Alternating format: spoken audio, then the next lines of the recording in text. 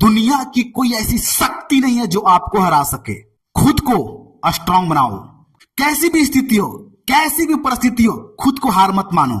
आज मैं एक आपको छोटा सा कहानी सुनाऊंगा। ये कहानी आपको जिंदगी बदल देगी। एक राजा था, बहुत ही क्रूर था।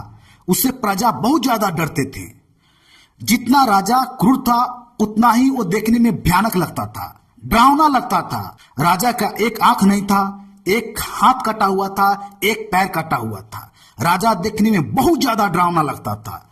एक दिन उसने डिसाइड किया कि जो मेरा राजपाट है मैं अपने बेटा को दे दूंगा। लेकिन उसके एक दिमाग में एक प्रश्न आया कि अगर मैं अपना राजपाट अगर मैं अपने बेटा को दे दूंगा, मैं मर जाऊंगा, उसके बाद तो लोग मुझे भूल जाएंगे।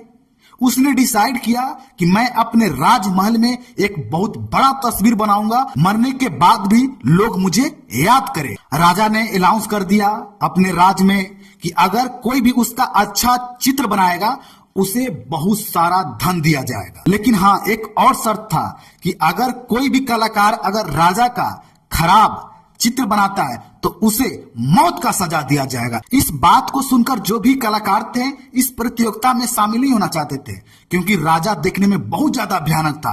राजा का एक आंख नहीं था, एक पैर नहीं था, एक हाथ नहीं था। बहुत ही डिफिकल्ट था राजा का खूबसूरत तस्वीर बनाना। मौत के डर से कोई भी कलाकार इस प्रतियोगिता में शामिल नहीं होना चाहता था, क्योंकि राजा का चित्र बनाना बहुत ही डिफिकल्ट था। एक ऐसा कलाकार था जो डिसाइड किया कि मैं राजा का तस्वीर बनाऊंगा। वो चित्रकार जो तस्वीर बनाया था राजा का, बहुत ही अलग बनाया था।